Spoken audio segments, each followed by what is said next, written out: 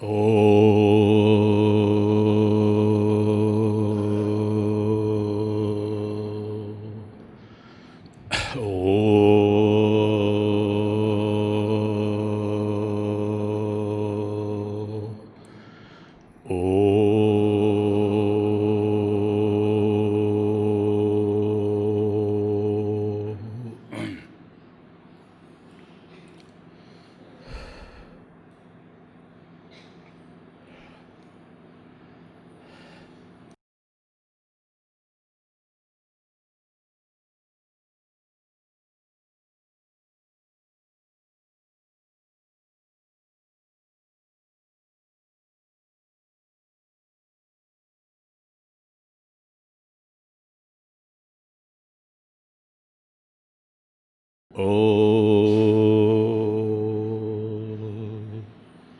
కర్తురాజ్ఞయా ప్రాప్యతే ఫలం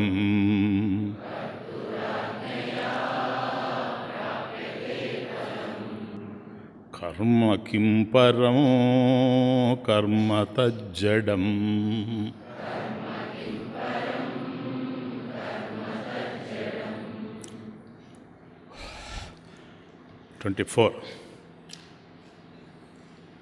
ఈశ జీవయో వేషధీభిదా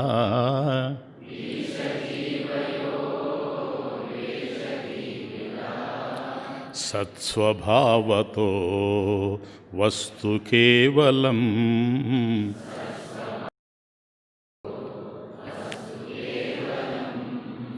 వేషహనతః స్వాత్మదర్శనం.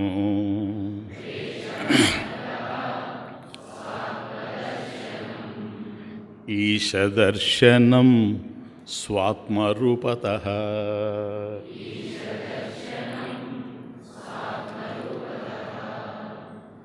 ఉపాధి భేదం వల్లనే జీవేశ్వరుల మధ్య భేదం తెలుస్తూ ఉంది. అంటే అవిద్యను ఉపాధిగా కలిగినటువంటి వాడు జీవుడు, మాయను ఉపాధిగా కలిగినటువంటి వాడు ఈశ్వరుడు. ఇది ప్రధానమైనటువంటి భేదం. కాబట్టి ఈ ఉపాధులు అనేటువంటివి మిథ్య. ఉపాధులు సత్యం కావు. ఎందుకని? లేకుండానే వచ్చాయి గనక అజ్ఞానంతో, లేకుండా అవి పోతాయి. కాబట్టి అవిద్య అంటే అజ్ఞానం. అజ్ఞానం వల్ల ఏర్పడినటువంటిది ఉపాధి. కాబట్టి తానెవరో తనకు తెలియకపోవడం చేత, తాను ఆత్మ అనేటువంటి జ్ఞానం తనకు లేకపోవడం చేత అజ్ఞానం ఏర్పడింది. ఆ అజ్ఞానంతోనే ఆత్మ యొక్క అజ్ఞానం వల్ల ఉపాధి ఏర్పడింది.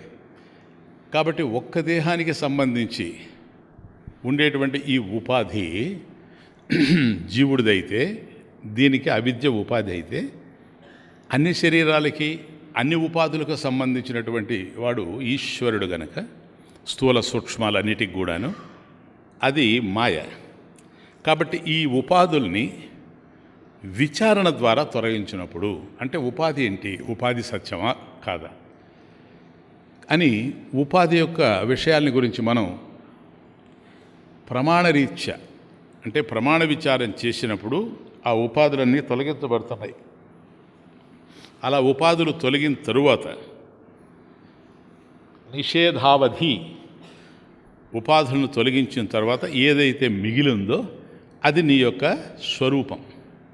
అది వేషహానత. ఉపాధులను తొలగించిన తర్వాత స్వాత్మ దర్శనం, తన ఆత్మను దర్శించడం జరుగుతూ ఉంది. ఈశ దర్శనం స్వాత్మరూపత. కాబట్టి ఈ ఆత్మను దర్శించడం అంటేనే పరమేశ్వర దర్శనం అని మనం అర్థం చేసుకుంటూ పోవాలి. ఎందుకంటే ఈశ్వరుడు ఎవరో కాదు, ఈ సృష్టికి సంబంధించినటువంటి సర్వజ్ఞత్వం ఆయనకే ఉండిన, సృష్టి కార్యాన్ని నిర్వహించిన, స్థూల సూక్ష్మాలన్నిటికి కూడాను టోటల్గా కలిపి ఉపాధిగా కలిగినటువంటి వాడు అయినా, సృష్టి నియామకుడు తానే గనక, సృష్టి నియంత కూడా తానే గనక ఆయన్ని ఈశ్వరుడు అన్నాం. కాబట్టి కేవలం చైతన్య స్వరూపుడు. కాబట్టి నీలో నీ దేహేంద్రియ మనోబుద్ధులు కదలడానికి ఆధారమైనటువంటిది ఏదైతే ఉందో అది కూడా చైతన్యమే.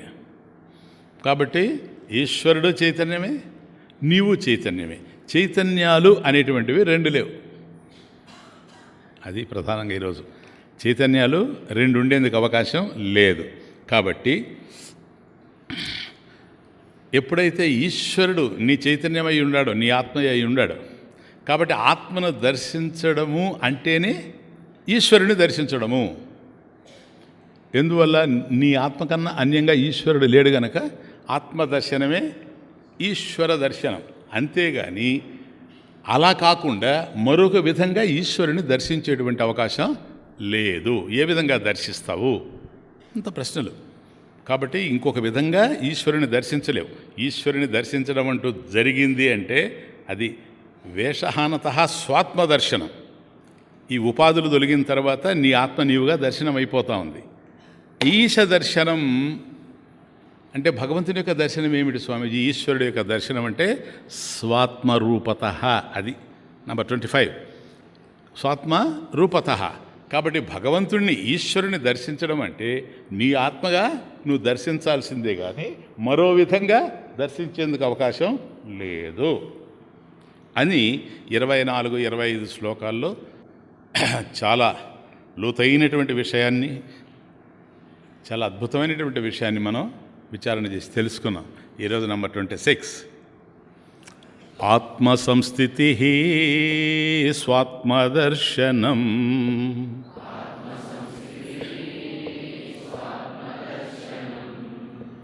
ఆత్మనిర్ద్వయాదాత్మనిష్టత.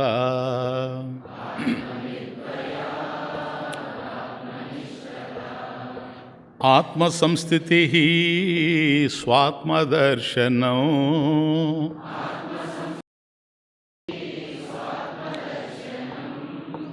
ఆత్మనిర్ద్వయాత్ ఆత్మనిష్టత.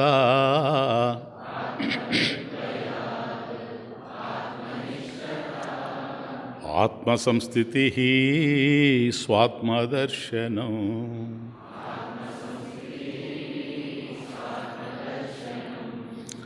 ఆత్మనిర్ద్వయాత్ ఆత్మనిష్టత.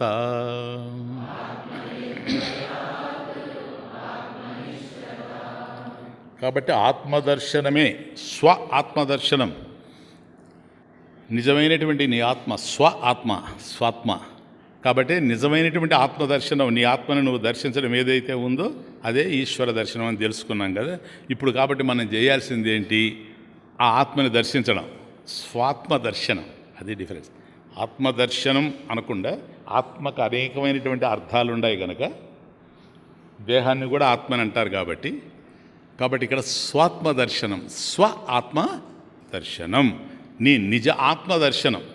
నువ్వు ఏమిటో నీ స్వరూపానికి సంబంధించినటువంటి దర్శనము. ఇది దాంట్లో దర్శనము అంటే ఏమిటనేది చాలా చూచాం లాస్ట్ వీక్. కానీ ఇప్పుడు దీంట్లో ఇస్తాడు క్లారిటీ. ఇంకా ఆత్మ సంస్థితి స్వాత్మదర్శనం. ఆత్మ సంస్థితి ఏవ స్వాత్మదర్శనం. అంటే ఆత్మలో ఉండిపోవడమే సంస్థితి. అంటే సమ్యక్ స్థితి సంస్థితి. ఆత్మలో ఉండిపోవడమే. ఎట్లాగండి సంస్థితి? జ్ఞానేన. జ్ఞానేన సంస్థితి ఆత్మని సంస్థితి ఏవ.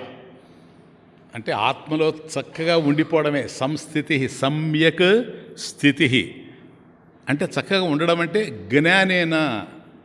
జ్ఞానేన సమ్యక్ స్థితి అంటే జ్ఞానంతో కూడి చక్కగా తన ఆత్మలో తాను ఉండడమే స్వాత్మదర్శనం. అది ఇప్పుడు ఈశదర్శనం స్వాత్మరూపత అన్నాడు, వేషహానత స్వాత్మదర్శనం అన్నాడు. ఉపాధులు పోయిన తరువాత ఆత్మదర్శనం అవుతూ ఉంది. ఆత్మదర్శనం కావడం అంటే ఏంటి స్వామీజీ? మళ్ళీ ఎందుకంటే లాస్ట్ టైం నేను ఇచ్చినటువంటి అంత లాజిక్లో మీకు అనిపించవచ్చు భగవంతుడే దర్శనం అనే పాయింట్ మనం అంగీకరించలేదు. ఆత్మని ఎట్లా దర్శిస్తావు? ఆత్మను దర్శించడానికి రెండవ ఆత్మ ఎవరు అనేటువంటి పాయింట్ వస్తుంది. అందుకని సంస్థితి సమ్యక్ స్థితి, చక్కగా ఉండడం. ఎట్లా? జ్ఞానేన, జ్ఞానేన సమ్యక్ స్థితి. కాబట్టి జ్ఞానములో తన ఆత్మలో తాను చక్కగా ఉండిపోవడమే ఆత్మ సంస్థితి. స్వాత్మదర్శనం, అది ఆత్మదర్శనము అంటే. ఆత్మదర్శనం అంటే ఆత్మ కన్నా వేరుగా నుండి నువ్వు ఆత్మను దర్శించడం కాదు. ఆత్మ సంస్థితి అంటే జ్ఞానంతో నువ్వు ఆత్మలో ఉండిపోవడమే. జ్ఞానంతో అంటే నేనే సచ్చిదాత్మను అనేటువంటి అపరోక్ష జ్ఞానంతో ఆత్మలో ఉండిపోవడమే. నీవుగా ఆత్మగా ఉండిపోవడమే ఆత్మ సంస్థితి, స్వాత్మదర్శనం. ఎందుకని? ఆత్మ నిర్ద్వయాత్. ఆత్మ అనేది రెండు కాదు గనక నిర్ద్వయాత్. ద్వయం అంటే రెండు, నిర్ద్వయాత్. ఆత్మ అనేది రెండు కాదు గనక నిర్ద్వయాత్. ఆత్మనిష్టత, ఆత్మనిష్టత అంటే ఆత్మయందు ఉండిపోవడమే. తదేవ స్వాత్మదర్శనం, తదేవ ఈశ్వదర్శనం. అంతే, క్లియర్.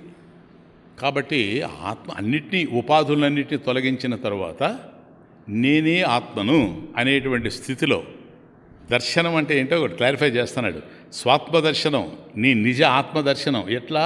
ఆత్మ సంస్థితి, జ్ఞానంతో నేను సచ్చిదాత్మను అనేటువంటి అపరోక్ష జ్ఞానంతో ఆత్మే నీవుగా, నీవే ఆత్మగా ఉండిపోవడమే ఆత్మని ఏవ సంస్థితి, స్వాత్మదర్శనం.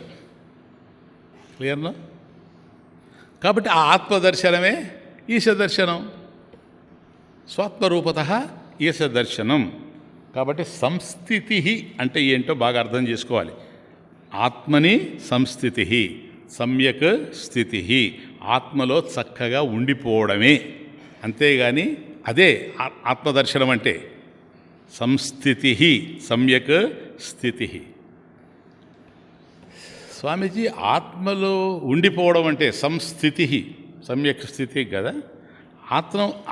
ఆత్మలో ఉండిపోవడము అని అంటే ఆ ఉండిపోయేది ఎవరు? బస్సులో ఉండేవాడు ప్రయాణికుడు. ప్రయాణికుడు ఎక్కడ ఉన్నాడంటే బస్సులో ఉన్నాడని అర్థం. కాబట్టి ప్రయాణికుడు వేరు, బస్సు వేరు. క్లియర్? ఓ మామిడి పండు బ్యాగ్లో సంచిలో ఉంది అంటే సంచి వేరు, మామిడి పండు వేరు. మామిడి పండు సంచిలో ఉంది అన్నప్పుడు ఉండేది ఏది, దేనిలో ఉంది అనే ప్రశ్న వస్తుంది. కాబట్టి ఆత్మ సంస్థితి, ఆత్మని ఏవ సంస్థితి, చక్కగా నువ్వు ఆత్మయందు ఉండడము అని అంటే, కాబట్టి అలా ఉండడానికి అది ఆత్మ కదా. ఆత్మలో ఉండు అంటే నేను వేరే ఆత్మనై ఉండానా అనేటువంటి సందేహం వచ్చేటువంటి అవకాశం ఉంది. అంటే జ్ఞానం లేనటువంటి నేను జ్ఞానం కలిగినటువంటి ఆత్మయందు ఉండిపోవడమా?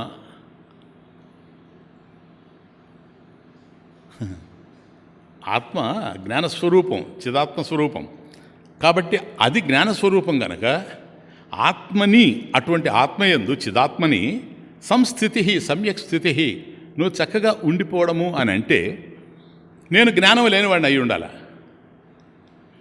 అందువల్ల ఆత్మ నిర్ద్వయాత్. రెండు ఆత్మలు లేవు సార్. ఒకటి పోయి ఒక దాంట్లో ఉండడానికి రెండు ఆత్మలు లేవు. ఆత్మ నిర్ద్వయాత్. రెండు ఆత్మలు ఉంటే ఒకటి పోయి ఇంకొక దాంట్లో ఉండడం. కాబట్టి ఒక ఆత్మ వెళ్ళి ఇంకొక ఆత్మలో కలిసిపోవడం అనేటువంటిది లేనే లేదు. క్లియర్నా? చాలామంది చెప్తుంటారు కదా, జీవుడు వెళ్ళి ఈశ్వరుల్లో కలిసిపోవడము, అది నోషన్. అది ఇప్పుడు అర్థమైందా మీకు? కాబట్టి జీవుడు వెళ్ళి ఈశ్వరుల్లో కలిశాడంటే ఈశ్వరుడు జీవుడి కన్నా అన్యంగా ఉన్నాడని అర్థం. కాబట్టి జీవుడైనటువంటి నీవు చైతన్యమేనని తెలుసు కనుక చైతన్యం వెళ్ళి ఈశ్వర చైతన్యంలో కలవాలి అంటే రెండు చైతన్యాలు ఉండాలి. జీవ చైతన్యం ఒకటి, ఈశ్వర చైతన్యం ఒకటి. రెండు గనక ఉంటే అందులో ఏది సత్యం అనేటువంటి ప్రశ్న వస్తుంది. ఎందుకని? సత్యం అనేటువంటిది అద్వయము, రెండు కానిది. కాబట్టి నిర్ద్వయాత్, నిర్ద్వయాత్ కనుక ఆత్మ నిర్ద్వయాత్, రెండు కాదు గనక ఆత్మనిష్టత.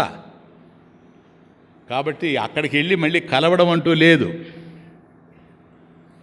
నీవు దర్శించడము అంటేనే నాయన నీవుగా ఉండిపోవడం అని అర్థం. That's the point. నీవు దర్శించడము అంటే నీవుగా ఉండిపోవడం. నీవు ఏదిగా ఉండిపోవడం? నీవు ఆత్మగా ఉండిపోవడం. దీనిని ఆత్మ సంస్థితి అంటారు. ఆత్మ సంస్థితి స్వాత్మదర్శనం. ఇది ఆత్మదర్శనం అంటే. దానికన్నా వేరుగా నువ్వు ఉండి మాత్రం కానే కాదు. కాబట్టి ఆత్మదర్శనం అనగానే నేనే సచ్చిదాత్మను అనేటువంటి ఆత్మ స్థితి, అపరోక్ష జ్ఞానం. దీనిని ఆత్మనిష్టత అంటున్నాడు. నిష్ఠ, ఆత్మయందు ఉండిపోవడం ఏదైతే ఉందో అది ఆత్మనిష్ట. క్లియర్? కాబట్టి రెండు ఒకటే. ఆత్మ సంస్థితి, ఆత్మనిష్టత. కాబట్టి ఆత్మలో ఉండడం అంటే మళ్ళీ అది వేరనుకుంటాడేమోనని ఆత్మనిష్టత, నిష్ఠ. కాబట్టి కేవలం ఆ స్వరూపం నీవుగా ఉండిపోవడమే. నేనే సచ్చిదాత్మను, సత్ నేనే, చిత్ నేనే, నేనే ఎగ్జిస్టెన్స్, నేనే కాన్షియస్నెస్. నన్ను తెలుసుకునేవాళ్ళు ఇంకొకరు లేరు. కాబట్టి నేనే సచ్చిదాత్మను అనేటువంటి అపరోక్ష జ్ఞానం ఏదైతే ఉందో ఇదే ఆత్మనిష్టత. ఆత్మయందు ఉండిపోవడం నిష్ఠత. అదే ఆత్మ సంస్థితి. ఆత్మని ఏవ ఆత్మయందే ఆత్మగా సంస్థితి. మనకు గీతలో చాలా చోట్ల ఇవి తొంగి చూస్తాయి. ప్రజహాతి యదా కామాన్ సర్వాన్ పార్థమనోగతాన్ ఆత్మన్యేవాత్మనా తుష్టః. ఆత్మనియేవ ఆత్మనా తుష్టః. ఆత్మయందు తాను ఆత్మగా ఆనందిస్తూ ఉన్నాడు. తుష్టః, సంతుష్టః. అర్థమవుతుంది? కాబట్టి అట్లాగే ఇక్కడ కూడాను ఈ ఆత్మ ఏదైతే ఉందో ఆత్మ సంస్థితి, ఆత్మని ఏవ సంస్థితి, సమ్యక్ స్థితి. ఎట్లాగూ ఆడిపోయి కూర్చోవడానికి అక్కడ ప్రదేశం ఏమి లేదు సార్. జ్ఞానేన సమ్యక్ స్థితి. జ్ఞానములో ఏమనే జ్ఞానం? నేనే సచ్చిదాత్మను అనేటువంటి అపరోక్ష జ్ఞానము. ఓ పోలీస్ ఆఫీసర్ ఉంటాడు. అతడు రాత్రి తన స్వప్నంలో తానే ఒక దొంగగా ఉంటాడు. తన దగ్గర పనిచేసేటువంటి కింద స్థాయి పోలీసులు అతను కొడుతూ ఉంటారు. ఇవన్నీ రోజు చూస్తూ ఉంటాడు కనుక పోలీస్ ఆఫీసర్ అయినా డ్రీమ్లో అంటే కలలో తాను దొంగగా ఉన్నట్టుగా తెలిసింది. ఒక్కసారి మేలుకున్న తరువాత ఒకటి తాను దొంగ కాదు అని తెలిసిపోయింది. అవునా? అట్లాగే ప్రబోధ సమయే నీకు జ్ఞానం కలిగిన తర్వాత అదే విచారం, ప్రమాణ విచారం జరిగిన తర్వాత ఆయన ఎట్లాగైతే నేను దొంగ కాదు అని అనుకున్నాడో అట్లాగే నీవు కూడాను నేను దేహము కాదు, నేను ఇంద్రియాలు కాను, నేను బుద్ధిని కాను, నేను అజ్ఞానము కాను, వీటన్నిటికీ సాక్షిగా ఉండేటువంటి వాడిని. అయితే నువ్వెవరయ్యా? నేను పోలీస్ ఆఫీసర్. ఎస్. ఇక్కడ నువ్వెవరు? ఆత్మ. క్లే ఆత్మ. సరే, మేలుకొని తాను దొంగ కాదు పోలీస్ ఆఫీసర్ అని తెలుసుకున్న తర్వాత మళ్ళీ దొంగ అవుతాడా పోయి కల్లోకే? లే, పోలీస్ ఆఫీసర్గానే ఉంటాడు. ఆత్మనిష్టత, ఆత్మ సంస్థితి, ఆత్మనిష్టత. ఇంకా ఆ విధంగా కొనసాగడమే. కాబట్టి ఆత్మదర్శనానికి నాయన ఈశ్వర దర్శనానికి భేదం లేదు. రెండింటినీ చైతన్య స్థాయిలోనే చూడాలి. ఈశ్వర దర్శనానికి మన ఆత్మదర్శనానికి రెంటికి ఏ విధమైనటువంటి తేడా లేదు. ముందు తానెవరో తెలిస్తే, అందుకని ఇదంతా స్వాత్మదర్శనం. నువ్వెవరో నీకు ముందు తెలిస్తే తర్వాత ఈశ్వరుడు ఎవరో తెలుస్తుంది. కాబట్టి నీకు సంబంధించినటువంటి జ్ఞానం కలగాలి. అది ఆత్మ విచారం. అసలు ఆత్మ అంటే ఏమిటి అనేటువంటి విచారం ఎందుకు మనం కొనసాగించామంటే ముందు నువ్వు తెలియాలి. నువ్వు తెలిసిన తర్వాతే ఈశ్వరుడు తెలుస్తాడు. స్వాత్మదర్శనం ఏంటి? స్వ ఆత్మదర్శనం. కాబట్టి నిజమైనటువంటిది ఎట్లా దర్శనం చేయాలి ఆత్మని అంటే? ఎందుకు ఇంత నేను పదే పదే మీకు మొన్న అంత చెప్పినా మళ్ళీ చెప్తున్నానంటే డిఫరెంట్ యాంగిల్లో దర్శనం అనగానే మనకు ఒక అభిప్రాయం ఉంది. నేను తిరుపతికి వెళ్ళి వెంకటేశ్వర స్వామి దర్శనం చేసుకొని వస్తానంటాడు. ఆ పదం తిరుగుతూ ఉంది, అందువల్ల భయం. నువ్వు ఎప్పుడైతే వెంకటేశ్వర స్వామి దగ్గరికి వెళ్ళి బాలాజీ దర్శనం చేసుకొని వస్తాను అని అన్నావో, నువ్వు తిరుపతికి వెళితే బాలాజీ దర్శనం నువ్వు చేసేది. ఓకే, బాలాజీ ఎక్కడున్నాడు? గర్భగుడిలో బాలాజీ ఉన్నాడు. నువ్వు క్యూలో పోతావు, పోయి స్వామిని దర్శనం చేస్తావు. ఇది దర్శనం అంటే నీ యొక్క అభిప్రాయం, నీ కాన్సెప్ట్ ఇది. తప్పులేదు, చేయాలా. ఇవన్నీ ముందే చెప్పాను, మళ్ళీ ఇప్పుడు చెప్పాల్సిన అవసరం లే. ఈ స్థాయిలో డిస్కషన్ ఏంటంటే, నువ్వు ఎప్పుడైతే దర్శనం చేయడం జరిగిందో బాలాజీని, దర్శనం చేసేటువంటి వాడివి నువ్వు ఉన్నావు, దర్శనం చేయబడేటువంటి బాలాజీ ఉన్నాడు, నువ్వు ఆయన్ని దర్శించడం జరుగుతుంది. త్రిపుటి 3 ఉన్నాయి. కాబట్టి దర్శనం చేసేవాడివి నీవు ఉండాలి, చేయబడేటువంటి బాలాజీ ఉండాలి, నువ్వు చేయడం కూడా జరగాలి. ఈ 3 జరిగితేనే దర్శనం. కాబట్టి 3 ఉన్నాయి. అసలు 2 లేవని చెప్తున్నాడు. ఆత్మ నిర్ద్వయాత్. నీకు త్రిపుటి ఎక్కడి నుంచి వచ్చింది? కాబట్టి ఇందులో సత్యం అనేది ఏకం గనక, అఖండం గనక, అద్వితీయం గనక, ఇక్కడ సత్యదర్శనం ఏది? ఆత్మ ఎవరు? బాలాజీనా లేక నువ్వా? చూడడం అనేటువంటిది క్రియ గనక దాని గురించి ఆలోచన లేదు. కాబట్టి నువ్వో బాలాజీయో ఎవరో అయి ఉండాలి. ఎవరైనప్పటికీ కూడా నువ్వు ఇద్దరు ఉండాలి గనక, లేదంటే ఆయన చైతన్యమే నేను చైతన్యమే కుదరదు సార్. ఆత్మ నిర్ద్వయాత్, 2 కాదు కదా. ఇదే శ్లోకంలో సెకండ్ లైన్, ఆత్మ నిర్ద్వయాత్. కాబట్టి దర్శనం అంటే నాయన ప్రత్యేకంగా నువ్వు ఉండి, జనరల్గా మనం ఇక్కడ అనుకుంటుంటామే ఒకరినొకరు చూడడం దర్శనం అని. ఆ దర్శనం కాదు, నువ్వు వేరుగా ఉండి చేసేటువంటిది దర్శనం అయ్యేందుకు అవకాశం లేదు. కాబట్టి విషయి సబ్జెక్ట్ ఆబ్జెక్ట్ ఈ 2 కలిసినప్పుడే దర్శనం అవుతా ఉంది. కాబట్టి విషయి ఆత్మ, విషయము అనాత్మ. ఆత్మ ఒక్కటే, అనాత్మలో అనేకం ఉండొచ్చు. కాబట్టి ఇక్కడ విషయి సబ్జెక్ట్ ఏదైతే ఉందో ఇది విషయాన్ని చూస్తూ ఉంది కనుక ఈ విషయి విషయ సబ్జెక్ట్ ఆబ్జెక్ట్ ఈ ద్వైత భావం. ఎందుకని? విషయం కాదు, చూచేటువంటి వాడు చూడబడేదానికన్నా అన్యమైనటువంటి వాడు. కాబట్టి అయ్యేందుకు అవకాశం లేదు. కాబట్టి ఇక్కడ ద్వైత భావం ఉంది, డ్యువాలిటీ. కాబట్టి విషయ ద్వైత భావం అనేటువంటిది దర్శనంలో ఉందా? ఉంటే అది త్రిపుటితో కూడుకున్నటువంటి సంకుచితమైనటువంటి అర్థము. ఇక్కడ దర్శనానికి సంకుచితమైనటువంటి అర్థం. నేను చూచేవాడిని ఉన్నాను, ఆ రూపము చూడబడుతూ ఉంది. అర్థమవుతుంది? కాబట్టి నువ్వు వేరుగా ఉండి అలా చూడడానికి అవకాశం లేదు. అలా చేస్తే ద్వైతం వచ్చేస్తుంది మళ్ళీ. అదే అర్జునుడిది మనం చూచింది లాస్ట్ వీక్.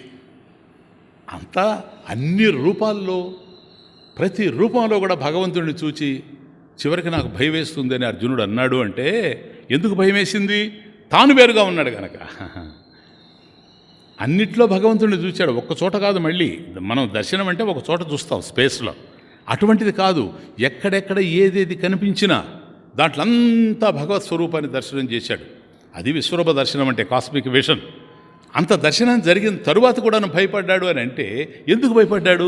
తాను వేరుగా ఉన్నాడు కనుక. ద్వితీయాద్వై భయం భవతి, రెండవది ఉంటే భయం. కాబట్టి నీకన్నా అన్యంగా ఈశ్వరుడు ఉంటే కూడాను దానివల్ల నీ కలిగేటువంటి అభయస్థితి కాదు, అద్వైత స్థితి కాదు, భయస్థితి. ఎందుకని? నీకన్నా అన్యంగా ఉన్నాడు గనక. కాబట్టి ఈ 3 ఉండడి అనేటువంటిది సంకుచితమైనటువంటి అర్థం. కాబట్టి విషయ సంబంధం లేదు, ఈ ద్వైత భావం లేదు.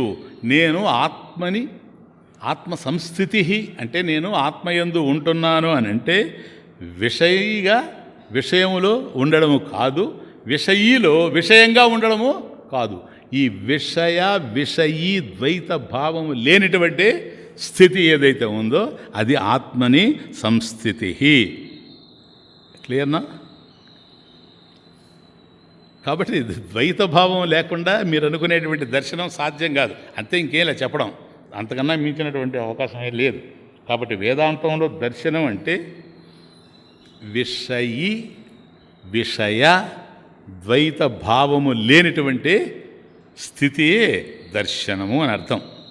అంటే ద్వైత భావము లేని జ్ఞానమే దర్శనం. అది కరెక్ట్ డెఫినేషన్. కాబట్టి వేదాంతంలో మన సంప్రదాయంలో ఏమిటండి దర్శనము అంటే, వేదాంతంలో దర్శనము అని అంటే శాస్త్రంలో విషయీ భేదము ద్వైత భేదము లేనటువంటి జ్ఞానమే దర్శనము. అది దర్శనం అంటే. ఇది ఇంకా వేరు కాదు కనుక స్వాత్మదర్శనం అన్నాడు. ఆత్మదర్శనం. కాబట్టి నీ ఆత్మ నువ్వు దర్శించడమే సార్. కాబట్టి ఆత్మదర్శనానికి ముందు అహం వృత్తి ఉండింది. ఇది విచారం చేసింది. ఉండిందే? ఆత్మదర్శనానికి ముందు అహం వృత్తి ఉండింది. ఆ అహం వృత్తిని విచారం చేశాం ఇదేంటని. అక్కడ ప్రమాణం వచ్చింది. అది ఏకభావ అవగాహనీ వృత్తి. అంటే ఈశ్వరుడు జీవుడు ఇద్దరు ఒకటేననేటువంటి వృత్తి. కాబట్టి ఆ అహం వృత్తి ఉన్నంత వరకు జీవత్వం ఉంటుంది. కాబట్టి అహం వృత్తి సంపూర్ణంగా నశించాలి. ఒకవేళ అహం వృత్తి నశించలేదనుకోండి, వీడు సాధకుడుగా కొనసాగుతూనే ఉంటాడు ఎంతకాలమైనా, ఎన్ని జన్మలైనా. ఎందుకని? తనకంటూ ఒక ప్రత్యేకమైన వ్యక్తిత్వం ఉంది కదా అహం అనేది. కాబట్టి అహం జీవ, నేను జీవుడిని అనేటువంటి భావంతో ఉంటాడు. కాబట్టి అహం వృత్తి ఎంత కాలమైతే ఉంటుందో అంతకాలం వీడు జీవుడుగానే కొనసాగుతాడు, సాధకుడుగానే ఉంటాడు. కాబట్టి ఆ అహం వృత్తి ఏదైతే ఉందో, అహమయం కుతో భవతి చన్వత హైపతత్యహం నిజ విచారణం. కాబట్టి మనం విచారం చేసినప్పుడు అది ఎగిరింది, లేకపోతే వీడు సాధకుడుగానే ఉంటాడు. ఇప్పుడు తాను సాధకుడు కాకుండా సాధ్య రూపం అని మనం ఏదైతే అనుకుంటున్నామో, వాస్తవానికి అది సిద్ధరూపం. ఆ సిద్ధరూపమైనటువంటి ఆత్మ తానేగా తెలుసుకుంటూ ఉన్నాడు. ఎప్పుడు ఇది? ఈ అహం వృత్తి ప్రమాణం ద్వారా నశించినప్పుడే. అహమీ నాశభాజి. ఎప్పుడైతే అహం నశించిపోయిందో, అహం తయా, నేను అనేది ఏదైతే ప్రకాశిస్తూ ఉందో, స్ఫురతి హృత స్వయం, అది స్ఫురతి ప్రకాశిస్తూ ఉంది. ఎట్లాగూ? స్వయం స్ఫురతి. ఇంకొక దాని వల్ల ప్రకాశింపబడ్డం కాదు. ఇంకొక దాని చేత కనుక ఇది తెలియబడితే ఇది జడమైపోతుంది. కాబట్టి ఆత్మ నిర్ద్వయాత్, రెండు కానిటువంటిది కనుక స్వయం స్ఫురతి. అహమీ నాశభాజి అహం తయా స్ఫురతి హృత్ స్వయం. హృత్ ఆత్మ ఏదైతే ఉందో, హృత్ అంటే ఆత్మని అర్థం. స్వయం స్ఫురతి, తనంతట తానుగా ప్రకాశిస్తూ ఉంది. Self shining. ఎందుకని? స్వతసిద్ధం సార్. ఇంకొక దాని మీద ఆధారపడి ఆత్మ లేదు. అందువల్ల self evident. Everything else is evident to the self. ఎందుకని? ఇది స్వతసిద్ధమైంది కనుక. ఇది స్వతసిద్ధం అయ్యింది, స్వప్రకాశం అయ్యింది, తనంతట తాను ప్రకాశిస్తూ ఉంది. స్ఫురతి హృత్ స్వయం పరమ పూర్ణసత్. ఏ విధంగా ప్రకాశిస్తూ ఉందండి? పరమ పూర్ణ సత్. అవి 3 పదాలు నేను మీకు ఎక్స్ప్లెయిన్ చేశాను, అవంతా ఏంటో. కాబట్టి పరిపూర్ణమైనటువంటి ఆత్మస్వరూపంగా అది ప్రకాశిస్తూ ఉంది కదా. ఆ ప్రకాశించేటువంటి స్వప్రకాశమైనటువంటి ఆత్మ ఏదో అది అహమేవ. ఇది ఆత్మ సంస్థితి. క్లియర్నా? స్ఫురతి హృత్ స్వయం. స్వయం స్ఫురతి హృత్ ఆత్మ ఏదైతే ఉందో ఆ ఆత్మ అహమేవా, నేనే. తానుగానే ఉన్నాడు, అంతే, తన స్వరూపంగానే ఉంది. కాబట్టి ఆత్మ అనేది ఏదో దానికి ఏ బంధము లేదు, క్లియర్గా ఉండండి. అది ముక్త స్వరూపము. ఎప్పుడు? ఒకప్పుడు ముక్తం, ఒకప్పుడు కాదు, అది కాదు. నిత్యముక్తము, నిరంతరం కూడాను ముక్తమే. మనకు ఒక బంధం ఉంటే ఆ బంధం నుంచి విడిపడిపోతే నేను ముక్తుడయ్యాను అంటాం. కానీ పర్టికులర్ ఆ బంధం నుంచే నువ్వు విడిపడ్డావు, కానీ మిగతా బంధాలన్నీ కూడా నీకు ఉన్నవే సార్, ఉన్నవే. సర్వబంధ వినిర్ముక్త, సమస్తమైనటువంటి బంధాల నుంచి విడిపడినటువంటిది ఆత్మ. కాబట్టి ఆత్మ అనేటువంటిది నిత్యముక్తం. ఇప్పుడు ఆ సత్యం తెలియకపోవడం చేత, ఆత్మకు సంబంధించినటువంటి జ్ఞానం లేకపోవడం చేత, ఆత్మకు సంబంధించిన అజ్ఞానం ఉండడం చేత, ఆ ఆత్మ అయినటువంటి నీవు నేను జీవుడిని అని భావిస్తూ ఉన్నావు. ఇక్కడ సాధకుడు అయ్యావు, నేను జీవుడిని అని బాధిస్తూ ఉన్నావు. కాబట్టి ఈ జ్ఞానం ఏదో విచారం ద్వారా ఏదైతే జ్ఞానం మనకు అబ్బుతూ ఉందో, ఈ జ్ఞానం వచ్చి ఏం చేస్తుంది? జ్ఞానం ఏ రూపంలో వస్తుంది? వృత్తి, వృత్తే, అంతే, జ్ఞాన వృత్తి. కాబట్టి జ్ఞాన వృత్తి నేను అహం జీవ అనేటువంటి ఈ అజ్ఞాన వృత్తిని నశింపజేస్తూ ఉంది. కాబట్టి ఎప్పుడైతే జ్ఞాన వృత్తి అజ్ఞాన వృత్తిని నశింపజేయగానే అజ్ఞానం పోయింది కదా, ఇప్పుడు ఎవరు మిగిలి ఉండరు? అంతే, చైతన్యమైనటువంటి ఆత్మస్వరూపము తన జ్ఞానం లేకపోవడం వల్లనే తాను జీవుడు అని భావిస్తే, ఇది అజ్ఞానము అని మనం చెప్తే, ఆత్మ యొక్క అజ్ఞానం చేత తాను జీవుడు అనుకుంటే ఆత్మకు సంబంధించినటువంటి జ్ఞానం కలిగింది. ఎట్లాగో జ్ఞాన వృత్తి ద్వారా. ఈ జ్ఞాన వృత్తి వచ్చి అజ్ఞాన వృత్తిని నశింపజేసింది. నశింపజేసిన తర్వాత అది పోయింది. ఇప్పుడు అజ్ఞానం లేదు. అజ్ఞానం లేనప్పుడు ఏముంది? ఉన్నదేదో అదే ఉంది, అదే ఆత్మ. ఆ ఆత్మలో సిది పాయింట్, ఆత్మలో ఆత్మని ఏవా ఆత్మ సంస్థితి స్వాత్మదర్శనం. ఆ ఆత్మలో నీవు ఆత్మగా ఉండిపోవడమే, అంతేగాని వేరుగా ఉండడం కాదు. అది ద్వైతానికి కిందకి వస్తుంది. కాబట్టి ఆత్మని అంటే ఆ ఆత్మస్వరూపంలో సంస్థితి, సమ్యక్ స్థితి, స్వాత్మ దర్శనం. అంటే స్వామీజీ ఇప్పుడు జ్ఞాన వృత్తి అంటే ఈ జ్ఞానము అనేటువంటిది బుద్ధి ద్వారానే కదా తెలియాలి అనేది కూడా ప్రశ్నే. కాబట్టి జ్ఞానము అంటే బుద్ధి ద్వారా తెలిసేటువంటి జ్ఞానం కాదు. అందుకని ప్రమాణం ఆపరేట్ చేసుకుంటా పోతుంది. ఎందుకంటే బుద్ధిలో జ్ఞానం కలిగేటువంటి అవకాశం లేదు. ఒకవేళ బుద్ధిలో ఏ విధమైనటువంటి జ్ఞానం కలిగినా అది వృత్తి జ్ఞానం, అది అంతే. ఏ వృత్తి? దేనిని నువ్వు చూస్తే విషయ వృత్తి. కాబట్టి విషయాలు అనేకం ఉంటాయి, వాటిని చూస్తావు, వాటికి సంబంధించినటువంటి జ్ఞానం నీ బుద్ధిలో ఏర్పడుతూ ఉంటుంది. కాబట్టి ఆ బుద్ధిలో ఏర్పడేటువంటి విషయ జ్ఞానం ఏదైతే ఉందో అది చిదాభాస చైతన్యం ద్వారా నీకు తెలుస్తూ ఉంటుంది, అంతే. కాబట్టి అది జ్ఞానం అయ్యేందుకు అవకాశం లేనే లేదు. ఎందుకని? ఇది నిర్ద్వయాత్, రెండు కాకుండా ఉంది. ఇప్పుడు ఘటద్రష్ట ఘటాత్ భిన్న అన్నాం. కుండను చూచేటువంటి వాడు కుండ కన్నా వేరుగా ఉన్నాడు. ఆత్మద్రష్ట ఆత్మ కన్నా భిన్నంగా ఉండా? అది తమాషా. ఘటద్రష్ట ఘటాత్ భిన్న. ఎందుకని? కుండను చూచేటువంటి వాడు అన్నప్పుడు ఆ కుండ యొక్క రూపం నీకు బుద్ధిలో ప్రతిఫలించింది. ఆ ప్రతిఫలించిన దాన్ని నువ్వు చూస్తూ ఉన్నావు. కాబట్టి కుండ అనేటువంటిది వృత్తి విషయం. ఆ వృత్తి విషయాన్ని వృత్తిలో నువ్వు చూస్తూ ఉన్నావు. కాబట్టి నువ్వు దానికన్నా అన్యంగా ఉండవు. కానీ ఆత్మద్రష్ట అట్లా లేడు. ఎందుకని? ఆత్మ కన్నా వేరుగా తాను లేడు. కారణం తానే ఆత్మ గనక. కాబట్టి నీకన్నా అన్యంగా ఏది చూచినా అదేంటది? నీకన్నా అన్యంగా నువ్వేది చూచినా అదేమవుతుంది? అనాత్మ అవుతుంది. ఆత్మ అయ్యే అవకాశం లేదు గనక అనాత్మ అవుతుంది. కాబట్టి నీకు నీవుగా ఆత్మ సంస్థితి స్వాత్మదర్శనం, నీకు నీవుగా ఉండిపోవడమే ఆత్మదర్శనం, కానీ మరొకటి అయ్యేందుకు అవకాశమే లేదు. కాబట్టి అజ్ఞాన నివృత్తి జరిగిన తర్వాత ఆత్మ సంస్థితి. ఇక్కడ ఇంకా కూడా వస్తుంది. మరి ఆత్మలో ఉండడం అంటే ఆత్మ సంస్థితి, ఆత్మని సమ్యక్ స్థితి, ఆత్మని ఏవా, ఇది ఎట్లా స్వామీజీ చెవునా? ఆత్మలో ఉండడము అంటే గుర్తుపెట్టుకోండి, ఆత్మలో ఉండడం అంటే ఆత్మ జ్ఞానంలో ఉండడం అని అర్థం.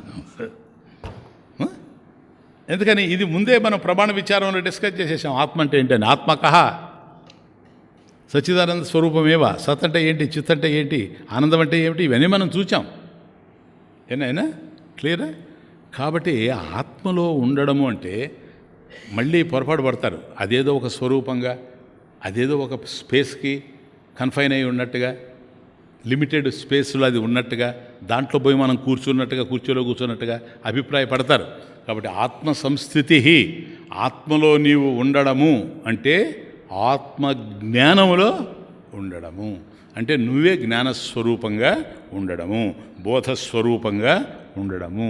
అందుకనే జ్ఞానస్వరూపానంద, బోధస్వరూపానంద అంటారు. కాబట్టి ఏంటంటే ఆత్మ జ్ఞానం, ఆత్మ బోధ ఏదైతే ఉందో అది నీవుగా ఉండడమే. కాబట్టి ఆత్మ యొక్క అజ్ఞానం లేని స్థితి, ఆత్మ యొక్క అజ్ఞానం లేని స్థితి, ఆత్మలో ఉండడం అంటే ఆత్మ జ్ఞానం. కాబట్టి ఆత్మ సంస్థితి అదే స్వాత్మదర్శనం. ఆత్మ సంస్థితి స్వాత్మదర్శనం. మన వాళ్ళు అంటుంటారు ఒక్కోసారి, మొన్న ధ్యానం బాగా జరిగిందండి, మొన్న ధ్యానంలో నాకు ఆత్మదర్శనం అయింది. ఇవన్నీ మీరు వినుంటారు. నాకు తల బొప్పి గట్టిపోయింది చిన్నప్పటి నుంచి విని. నాకు మొన్న ఆత్మదర్శనం అయిందండి అంటే, ఇంకా ఆయనకి అయింది కనుక నాతో అబద్ధం చెప్పాల్సిన కర్మ ఆయనకేం పట్టింది, సత్యమే ఉంటుంది. మనకు కాలేదు కనుక అది తెలుసుకోవాలనేటువంటి ఉత్సాహం మనలో ఉంటుంది కనుక ఎట్లట్లున్నదండి ఆత్మదర్శనం, ఎట్లా ఉన్నది, జ్యోతిస్వరూపం. మళ్ళీ దానికి ఒక ఎక్స్ప్రెషన్, జ్యోతిస్వరూపం. నేను అలాగే ధ్యానం చేస్తూ ఉన్నా, ఒక గొప్ప జ్యోతి వచ్చేసింది, దివ్యమైనటువంటి జ్యోతి. ఆ జ్యోతిని నేను దర్శించాను అంటాడు. తమాషా చూడండి. అయితే ఇప్పుడేంటి, నాకేం ఉపయోగం లేదు. ఎందుకని నాకు దర్శింప చేయలేడు అతను. ఎందుకని ఆయనే మళ్ళీ రెండోసారి దర్శించలేడు. మళ్ళీ చెప్తాడు, నిన్న కాలేదండి ఎంత ప్రయత్నం చేసినా. మొన్న ఆత్మ జ్యోతిస్వరూపంగా ఆయనకి దర్శనమైంది, నిన్న మాత్రం కాలేదు అంటాడు. నేను చెప్పేది ఏంటంటే, మొన్నటి విషయం నిన్నటి విషయం నువ్వు చెప్తున్నావు, నిన్నటి విషయం మాత్రం సత్యం. మొన్నటి విషయం ఉందే, నిన్నటి విషయంగా సత్యం. ఎందుకని, అది ఆత్మ. నువ్వే చెప్తున్నావు కదా, నాకు ఆత్మ దర్శనమైంది, అది జ్యోతి స్వరూపంగా దర్శనమైంది, నిన్న దర్శనం కాలేదు అని నువ్వు ఎప్పుడైతే చెప్పావో నాకు తెలియక అడుగుతా, నీకు ఆ విధంగా దర్శనమైంది అనుకోండి, ఏది ఒక లైట్ లాగా, అది ఆత్మ ఎట్లా అవుతుందయ్యా? ఆత్మ అయ్యేందుకు అవకాశం లేదు. ఎందుకని, నీలో కనిపించిందే కానీ నాలో కనిపించలా. ఇక్కడ లేదు, అక్కడ లేదు, అక్కడ లేదు, అక్కడ లేదు. ఆత్మ నిర్ద్వయాత్, ఒక చోట ఉండే ఒక చోట లేనిటువంటిది ఏది ఎప్పుడైనా నశించిపోద్ది. ఎందుకంటే దానికి దేశ పరిచ్ఛేదం వస్తుంది కనుక. కాబట్టి ఆత్మను నువ్వు దర్శించేది ఎట్లా? నీకన్నా అన్యంగా ఉంటేనే దర్శించగలవు. దర్శించేటువంటి వాడివి నీవు ద్రష్ట. జ్ఞానంతో దర్శిస్తున్నావా, జ్ఞానం లేకుండా దర్శిస్తున్నావా? జ్ఞానం ఉంది కదా, జ్ఞానం లేకపోతే ఎట్లా చూస్తావు? నిద్రపోతా ఉన్నావు, నీకు దర్శనం తెలుస్తుందా? కాబట్టి నీవు చైతన్యం కదా, నీవు చైతన్యం ఆత్మ అనేటువంటి జ్యోతిని దర్శించావు, నీకు అది దృశ్యమైంది. నువ్వు ద్రష్ట, అది దృశ్యం. దృగ్బ్రహ్మ, దృశ్యం మాయ. సార్, ఏదైతే దృశ్యమో, ఏదైతే కనిపిస్తుందో అది కనుమరుగైపోతుంది. నిజమా స్వామి? నువ్వే చెప్తున్నావు కదా, నిన్న దర్శనం కాలేదని. మొన్న దర్శనం అయిందే కానీ నిన్న దర్శనం కాలేదని నువ్వే చెప్తున్నావు కదా. కాబట్టి ఒకప్పుడు ఉండి ఒకప్పుడు లేనిటువంటిది ఆత్మ అయ్యేందుకు అవకాశం లేదు. కనిపించి కనుమరుగయ్యేటువంటిది ఆత్మ కాదు. ఆత్మ ఎప్పుడైనా కూడాను ద్రష్టే కానీ దృశ్యం అయ్యేందుకు అవకాశం లేనే లేదు.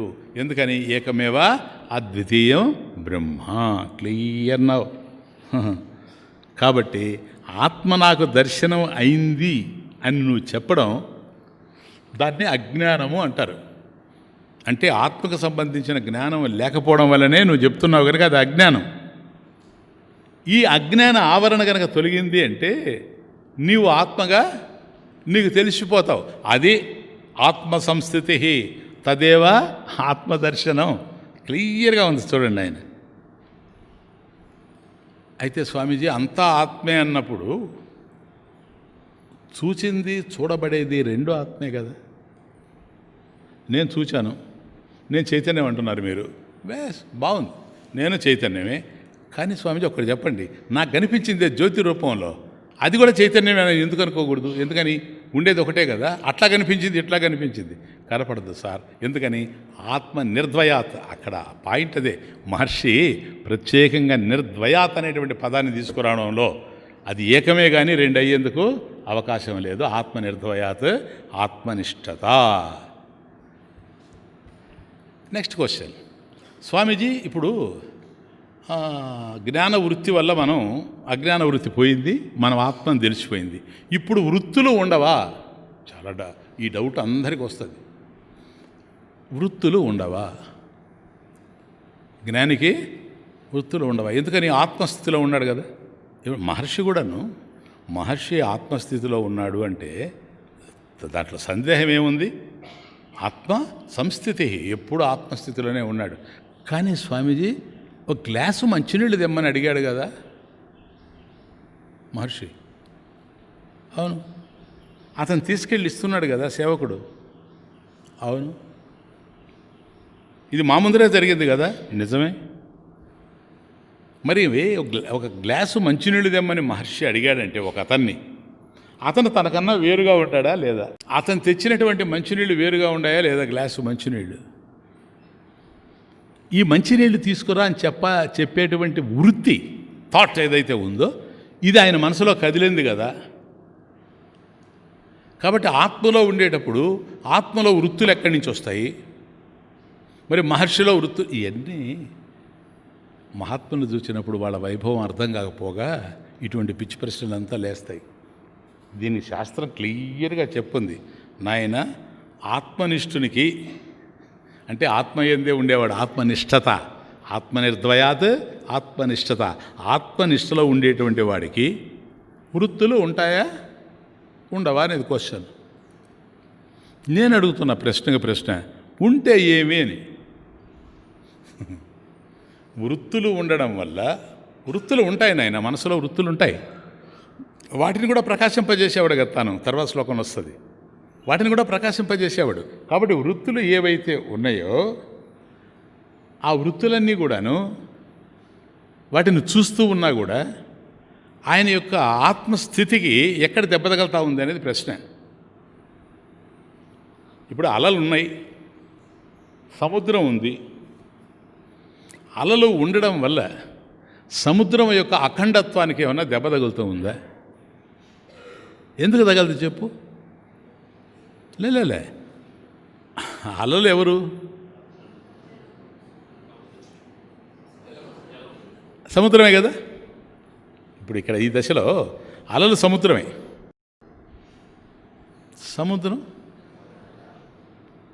అంతే. కాబట్టి వృత్తులు ఏవైతే ఉన్నాయో ఆ వృత్తులన్నీ కూడా మనకు తెలిసేటువంటివి. అది కాలానికి సంబంధించిందైనా, దేశానికి సంబంధించిందైనా, వస్తువుగానైనా, ఏ వృత్తి, ఏ థాట్ మనకు కలిగినా ఆ వృత్తులన్నీ కూడాను ఆత్మకు సంబంధించినవే. అవన్నీ కూడా ఆత్మే, కానీ ఆత్మ మాత్రం అవి కావు. అందువల్ల ఆ ఆత్మ ఏదైతే ఉందో అది అనంతాత్మ.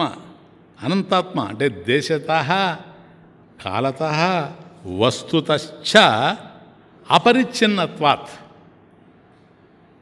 అపరిచ్ఛిన్నత్వాత్, పరిచ్ఛిన్నం లేదు, లిమిటేషన్ లేదు. అపరిచ్ఛిన్నత్వాత్ అతః అనంతాత్మ. అది అనంతాత్మ, అనంత సాగరం. కాబట్టి సాగరానికి, అఖండమైనటువంటి సాగరానికి కేవలం అక్కడ అలలున్నంత మాత్రాన ఎట్లాగైతే భంగం లేదో, వృత్తులు నడుస్తూ ఉన్నంత మాత్రాన మనలో ఒక వృత్తి కదిలిందనుకోండి, ఆ వృత్తి మనల్ని బంధిస్తుంది. ఓ సినిమా అనే వృత్తి కదిలిందనుకోండి, బంధిస్తుంది. ఎందుకని? ఆ సినిమా పోవాలా, రెచ్చగొట్టేస్తుంది. అదే సినిమా అనేటువంటి వృత్తి బ్రహ్మనిష్ఠునికి వచ్చిందనుకోండి, ఆత్మదర్శనమైన వాడికి ఆ వృత్తి పుడుతుంది, పోతుంది. అలా పుట్టింది, అలా పోతుంది. వృత్తి పుడుతుంది, వృత్తి పోతుంది.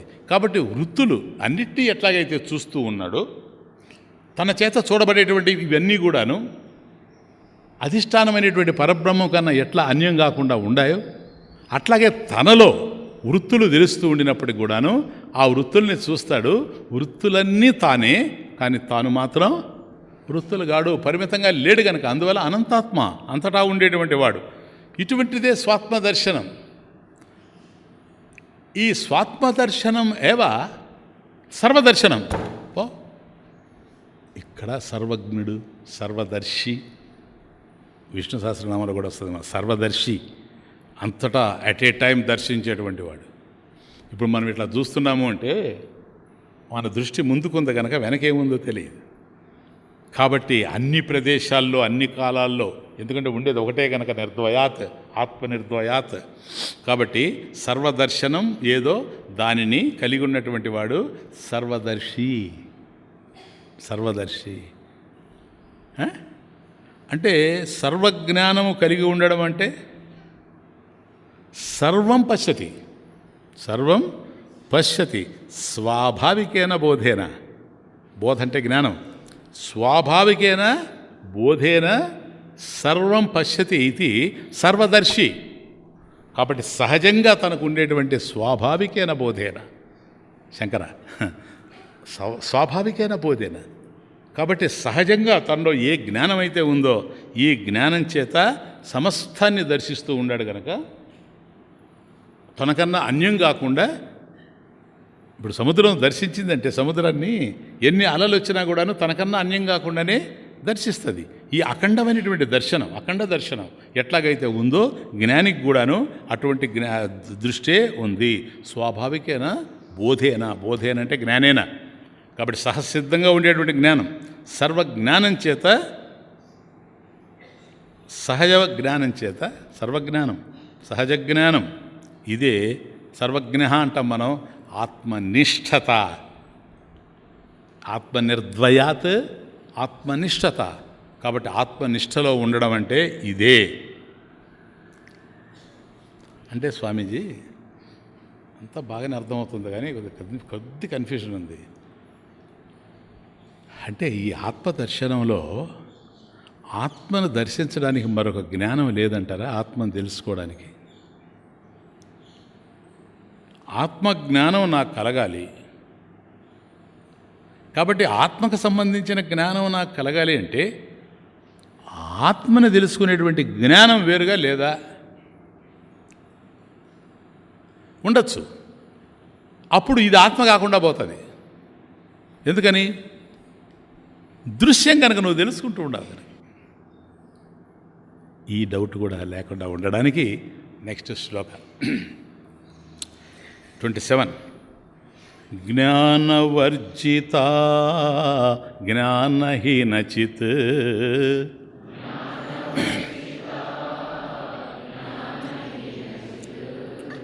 జ్ఞానమస్తి కిం జ్ఞాతుమంతరం.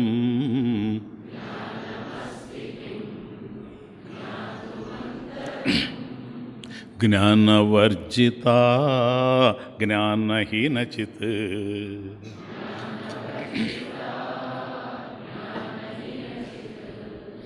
జ్ఞానమస్తి కిం జ్ఞాతుమంతరం.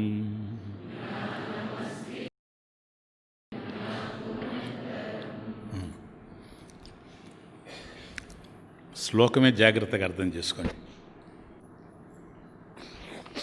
జ్ఞానవర్జిత, అజ్ఞానహీన. జ్ఞానవర్జిత దీర్ఘం ఉంది కదా అక్కడ, అందుకని నేను జ్ఞానవర్జిత జ్ఞానహీనచిత్ అన్నాను. జ్ఞానహీన కాదు, అజ్ఞానహీన. దేర్ఫోర్ జ్ఞానవర్జిత అంటే జ్ఞానము కాని వర్జిత, డివైడ్ ఆఫ్ నాలెడ్జ్. జ్ఞానవర్జిత, జ్ఞానము కాని, అజ్ఞానహీన, అజ్ఞానము లేని. జ్ఞానము కాని, అజ్ఞానము లేని. See the beauty. జ్ఞానవర్జిత, అజ్ఞానహీన అంటే జ్ఞానవర్జిత, జ్ఞానం కాదు, డివైడ్ ఆఫ్ నాలెడ్జ్. అజ్ఞానహీనం కాబట్టి అజ్ఞానం కూడా లేదు. జ్ఞానము కానిది, అజ్ఞానము లేనిది. చిత్ పక్కనే ఉంది, చిత్ అంటే చైతన్యం. జ్ఞానం తర్వాత సెకండ్ లైన్, జ్ఞానం, చిత్ జ్ఞానం. జ్ఞానం అస్థి అని ఉంది కదా నాయన, జ్ఞానం అస్థి. కాబట్టి జ్ఞానవర్జిత, అజ్ఞానహీన ఎవరు? ఇప్పుడు నువ్వు అంటున్నావే స్వామీజీ దాన్ని తెలుసుకోవడానికి ఇంకో జ్ఞానం లేదా అని. ఉంది. ఆ జ్ఞానం ఏదో తెలుసా? జ్ఞానం సెకండ్ లైన్లో ఫస్ట్ వర్డ్ జ్ఞానం. చెప్పండి ఏంటో, వాట్ ఈజ్ నాలెడ్జ్? ఇక్కడ జ్ఞానం అంటే ఏంటి? జ్ఞానం ఫస్ట్ లైన్, జ్ఞానవర్జిత, జ్ఞానము కానటువంటిది. అజ్ఞానహీన, అజ్ఞానము లేనిటువంటిది. చిత్ చైతన్యము, అది జ్ఞానం అంటే. ఇక్కడ జ్ఞానం అంటే జ్ఞానము కానిది, అజ్ఞానము లేనిది.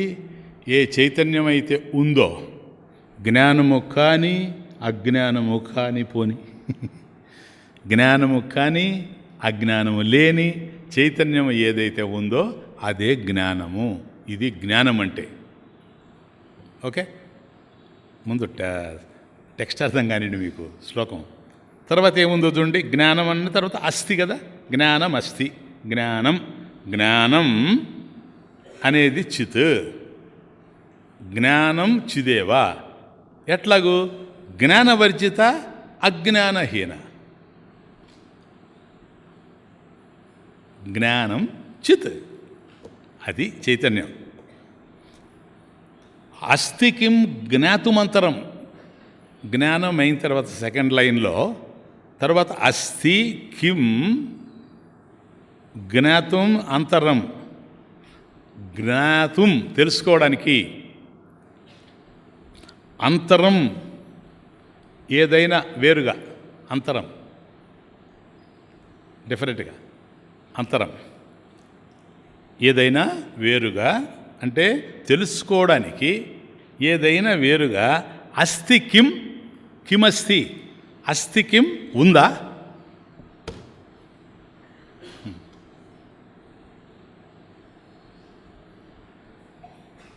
ఇది శ్లోకం అర్థమైతేనే తర్వాత నేను ఎంత సరళంగా చెప్పినా వ్యాఖ్యానం అర్థమవుతుంది. శ్లోకం అర్థం కాకపోయే అవకాశమే లేదు, అంత క్లియర్గా చెప్పాను. మళ్ళీ ఒకసారి చూసుకోండి. జ్ఞానం అంటే ఏంటండి? తెలుసుకోవాలా? ఆత్మను తెలుసుకునేటువంటి జ్ఞానం ఆత్మ కన్నా వేరుగా ఉందా? ఇంకా సింప్లిఫై చేస్తున్నా, ఉందా? ఉంటే జ్ఞాతుం అంతరం అస్థి కిం ఉందా? దాన్ని తెలుసుకునేటువంటి జ్ఞానం వేరుగా ఉందా? ఏమో, ఉందేమో. ఉందో లేదో వేరే విషయం. అసలు జ్ఞానం అంటే ఏంటో మనకు కావాలి. ఫస్ట్ నెంబర్ 1 జ్ఞానం అంటే ఏంటంటే జ్ఞానం జ్ఞానవర్జిత, అజ్ఞానహీన. కాబట్టి జ్ఞానము కానీ అజ్ఞానము లేని చిత్ చైతన్యం ఏదైతే ఉందో దాన్నే జ్ఞానము అనేది. అంటే జ్ఞానాన్ని అజ్ఞానాన్ని రెండింటినీ తెలుసుకునేటువంటిది. జ్ఞానము ఏదైతే ఉందో అది అజ్ఞానము కాదు, అజ్ఞానం ఏదైతే ఉందో అది జ్ఞానం కాదు. కాబట్టి మన మనసులో జ్ఞానం ఉంటే దాన్ని తెలుసుకునేది, అజ్ఞానం ఉంటే దానిని తెలుసుకునేది. ఈ రెండింటిని తెలుసుకునేది ఏదో అది ఆ రెండిటికన్నా అన్యంగా ఉంది. ఇది జ్ఞానం అంటే కదా. ఈ జ్ఞానాన్ని తెలుసుకోవడానికి ఇంకొక జ్ఞానం ఎక్కడుంది? అది జ్ఞానమస్తికిం. జ్ఞానం అస్థికిం జ్ఞాతం అంతరం. జ్ఞాతం తెలుసుకోవడానికి అంతరం వేరుగా ఏదైనా ఉందా? అస్థికిం ఉందా? లేదు, ఉండడానికి అవకాశం లేదు. అది అంటే జ్ఞానము కానీ అజ్ఞానము లేని జ్ఞానమే చైతన్యము. క్లియరా? జ్ఞానము కానీ అజ్ఞానము లేని జ్ఞానమే ఇది జ్ఞానమే. జ్ఞానమే చైతన్యం, అంతే, ఇంకేం లేదు. ఇది సత్య జ్ఞానం అంటే. ఇది సత్య జ్ఞానం సార్. అంటే జ్ఞానము కన్నా అజ్ఞానము కన్నా అన్యమైంది అని అర్థం. అంటే విషయ జ్ఞానం కన్నా విషయీ అజ్ఞానము కన్నా అన్యమైంది. చాలా క్లియర్. కాబట్టి నువ్వు ఒక విషయాన్ని చూచావు నాయన, ఆ విషయానికి సంబంధించినటువంటి జ్ఞానం నీలో ఏర్పడింది, వృత్తి. కాబట్టి ఒకదానికి సంబంధించినటువంటి వృత్తి నీ మనసులో ఏర్పడిన తర్వాత ఆ వృత్తిని ప్రకాశింపజేసేది ఎవరు? చైతన్యం ఉంది కదా. చైతన్యం చేత అది ప్రకాశిస్తూ ఉంది. కాబట్టి బుద్ధిలో ఏ వృత్తులైతే ఉండాయో, సద్వృత్తి, వాటి యొక్క సద్భావం అది ఉన్నది అని, అభావం ఒకవేళ లేదు, తెలియంది. కాబట్టి ఇది కుండ, అయం ఘటః నీకు తెలిసిపోయింది. దానికి సంబంధించిన జ్ఞానం ఉంది నీకు, దాన్ని తెలుసుకుంటూ ఉంది. ఇది జ్ఞానమే, కానీ ఇది ఆత్మజ్ఞానం కాదు. ఎందుకని? అజ్ఞానం కూడా ఉంది కదా.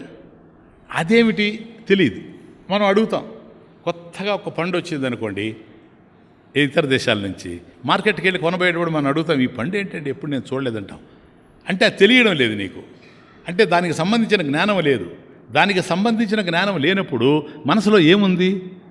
దానికి సంబంధించిన అజ్ఞానం ఉంది. దాన్ని ఎవరు ప్రకాశింపజేస్తున్నారు? ఎందుకని? అది లేదు అనేది కూడా తెలుస్తూ ఉంది కదా. కాబట్టి ఉన్నదానికి సంబంధించిన జ్ఞానం, లేని దానికి సంబంధించిన అజ్ఞానం, జ్ఞానవర్జిత అజ్ఞానహీన, ఈ రెండింటిని ప్రకాశింపజేసేటువంటిది ఇది.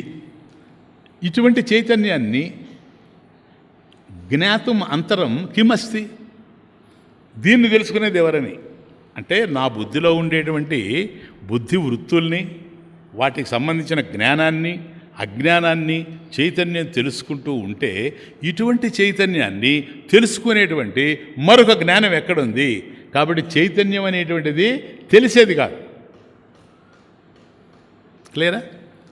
చైతన్యం అనేది తెలిసేది కానే కాదు. అంటే దాన్ని తెలిసేది కాదంటే ఇంకా ఏమి తెలియదేమని అట్లా కాదు. నీ వృత్తి జ్ఞానానికి విషయం కాదు. Clear now? This is not the object of your thought. కాబట్టి నీ వృత్తి ఏదైతే ఉందో ఆ వృత్తి జ్ఞానానికి ఆత్మ అనేటువంటిది విషయం అయ్యేందుకు అవకాశం లేనే లేదు. నీ వృత్తి జ్ఞానానికి అది విషయం కాదు. కాబట్టి అది తెలియదు. ఇప్పుడు అర్థమైందో? తెలియదంటే ఏంటో? జ్ఞానవర్జిత అజ్ఞానహీన. అట్లాగనే అది తెలియందని చెప్దామా అని అంటే అట్లా చెప్పడానికి కూడా అవకాశం లేదు. కాబట్టి వృత్తి విషయం కాదు గనక తెలిసింది కాదు. కానీ తెలీదు ఆత్మ అని చెబుదామంటే అలా చెప్పడానికి కూడా అవకాశం లేదు. ఎందుకని అవకాశం లేదు చెప్పు? ఆత్మ ఎందుకని తెలియదని చెప్పలేవు? ఆ తెలియదని చెప్పేవాడు ఎవడో వాడే ఆత్మ. ఎవడైతే నాకు తెలియదు అని అంటున్నాడో వాడి స్వరూపం ఆత్మే కదా ఆయన. కాబట్టి బుద్ధికి ఆత్మ తెలిసేది కాదు. ఎందువల్ల? ఆత్మ చేత బుద్ధి నడుస్తూ ఉంది కనుక బుద్ధి ఆత్మను తెలుసుకోలేదు.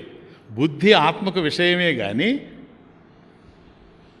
ఆత్మ బుద్ధికి విషయం కాదు. కాబట్టి బుద్ధి వృత్తికి ఆత్మ తెలియదు. నెంబర్ 1. అట్లాగని తెలియదని చెప్పడానికి కూడా లేదు. వృత్తికి జ్ఞానం కలగడం లేదు కనుక ఆత్మకు సంబంధించి జ్ఞానవర్జిత అట్లాగని అజ్ఞానం అని చెప్పడానికి లేదు. ఎందుకని? ఎవడైతే మాట్లాడుతున్నాడో వాడే ఆత్మ. కాబట్టి నాకు ఆత్మ తెలియదని నువ్వు ఎట్లా అంటావు? నువ్వే కదా ఆత్మ. నీకన్నా అన్యంగా ఏముంది సార్? నువ్వే ఆత్మ. ఇది ఇంపార్టెంట్. కాబట్టి దేని జ్ఞానమునైనా అజ్ఞానము కన్నా, అంటే ఏ విషయానికి సంబంధించిన జ్ఞానం నీకు కలిగినా, లేదు దానికి సంబంధించిన జ్ఞానం నీకు కలగకపోయినా, అజ్ఞానం ఉండినా, ఆ జ్ఞానాన్ని అజ్ఞానాన్ని రెండిటినీ ప్రకాశింపజేసేటువంటి చైతన్యం ఒక్కటే. ఈ చైతన్యం నీకు దూరం కాదు. తద్దూరే తద్వంతికే ఈశావాస్యం. అది దూరం కాదు. ఎందుకని? దగ్గర కాదు. అది దగ్గర కాదు, దూరం కాదు. ఎందువల్ల? నీకు నువ్వు దూరం కాదు, నీకు నువ్వు దగ్గర అనుకోవడానికి కూడా డిస్టెన్స్ లేదు. అది కేవలం నీవే. కాబట్టి దగ్గర దూరం అనేటువంటి ప్రసక్తి ఆత్మ విషయంలో రానే రాదు. జ్ఞానవర్జిత అజ్ఞానహీన చిత్. కాబట్టి ఆత్మ అనేటువంటిది తెలిసిన దానికన్నా తెలియని దానికన్నా అన్యమైనది. అదే అహమని అహం తయా. ఏది? అహమి నాశభాజీ అహం తయా. నేను అంటూ ఏదైతే ఉందో ఆ చైతన్య ఆత్మ స్ఫురతి స్వయం స్ఫురతి. ఆ ఆత్మ ఏదైతే ఉందో చైతన్యాత్మ, అది నీవే, నీకన్నా వేరుగా. ఎందుకని? జడం ఎప్పుడూ తెలుసుకోలేదు నాయన. ఫస్ట్ పాయింట్ అక్కడికి జడంతో కొట్టేయండి. కాబట్టి నువ్వు మనసుతో తెలుసుకునే అవకాశం లేదు. ఎందుకని? మనసు జడం గనక. కాబట్టి మనోబుద్ధులు జడమే. కాబట్టి ఆత్మ జడరూపమైనటువంటి మనసుకు లేదా బుద్ధికి విషయమయ్యేటువంటి అవకాశమే లేదు. కాబట్టి చైతన్యం బుద్ధిలో ప్రతిఫలించడం చేత అది రిఫ్లెక్ట్ కావడం వల్ల చిదాభాస చైతన్యం వచ్చింది. ఆ చిదాభాస చైతన్యంలో మనకు తెలుస్తున్నాయి వృత్తులు, బుద్ధిలో ఉండేటువంటి వృత్తులు కానీ వాటి యొక్క సద్భావం, వాటి యొక్క అభావం, ఈ రెండు కూడా మనకు తెలుస్తున్నాయి. ఈ బుద్ధికి కొన్ని విషయాలు తెలుసు. అందువల్ల ఎక్కడొస్తుందంటే ఇదంతా ఉపనిషత్తుల్లో కొన్ని చోట్ల బుద్ధిగ్రాహ్యం అతీంద్రియం అంటాడు. అదే కేనోపనిషత్తులో మనస నమనుతే అంటాడు. మనసు ద్వారా నువ్వు తెలుసుకోలేవని ఒక ఉపనిషత్తులో అంటాడు. ఇంకొక ఉపనిషత్తులో బుద్ధిగ్రాహ్యం అతీంద్రియం, ఇంద్రియాలకు అందనటువంటిది బుద్ధికి అందుతుంది అంటాడు. కాబట్టి ఇక్కడ బుద్ధికి అందదంటాడు, అక్కడ అందుతుంది అంటాడు. ఇది ఎంత కాంట్రడిక్షన్గా ఉంది ఉపనిషత్తు అంటారు చాలామంది తెలియక. కాబట్టి బుద్ధిగ్రాహ్యం అంటే బుద్ధిలో వృత్తి ఏర్పడుతుంది కదా, జ్ఞాన వృత్తి. ఆ జ్ఞాన వృత్తితో కదా తెలుస్తూ ఉంది. అది ప్రమాణ విచారం చేత వస్తుంది. అంతేగాని సామాన్యమైనటువంటి బుద్ధికి అందదు. అది పాయింట్. అక్కడ ప్రమాణ విచారం జరిగినప్పుడే ఇది. కాబట్టి బుద్ధికి కొన్ని విషయాలు తెలుసు, బుద్ధికి కొన్ని విషయాలు తెలియదు. క్లియర్నా? జ్ఞానవర్జిత అజ్ఞానహీన చిత్. కొన్ని తెలుసు, కొన్ని తెలియదు. ఇప్పుడు నా బుద్ధికి కొన్ని తెలుసు. ఏం తెలుసయ్యా నీకు? నా డేట్ ఆఫ్ బర్త్ తెలుసు. నువ్వు ఎప్పుడు పుట్టావు స్వామీజీ అంటే పలానప్పుడు పుట్టానని చెప్తాను. నా డేట్ ఆఫ్ బర్త్ నాకు తెలుసు. ఎస్. అశోకుడి డేట్ ఆఫ్ బర్త్ ఎంత స్వామి?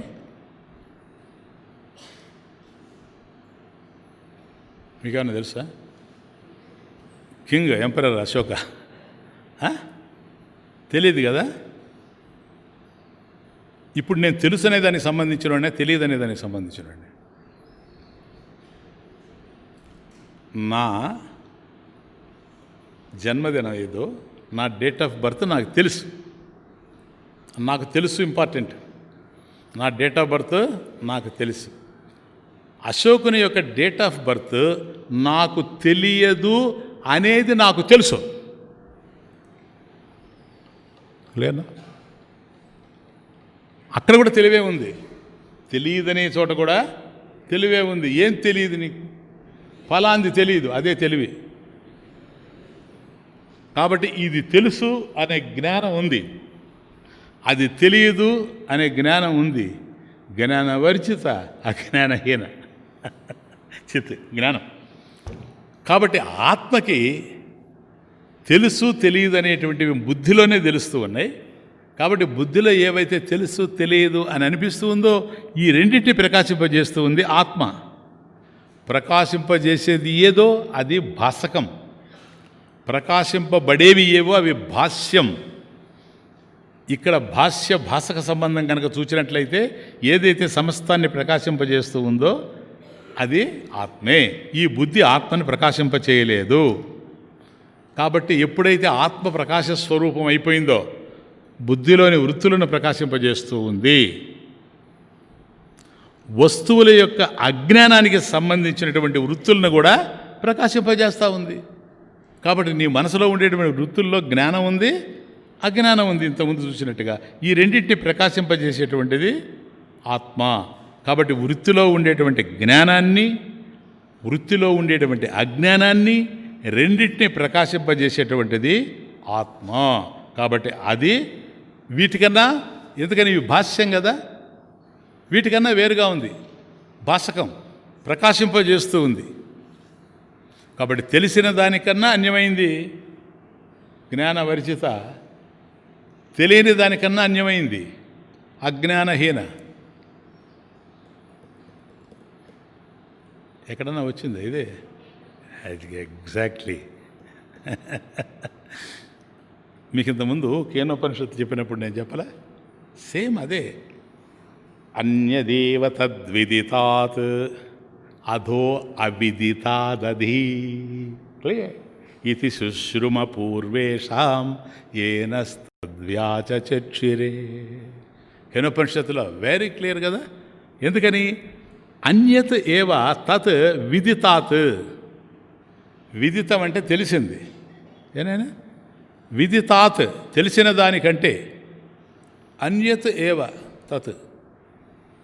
కాబట్టి ఆ చైతన్యం జ్ఞానం ఏదైతే ఉందో తెలిసిన దానికంటే అన్యమైంది.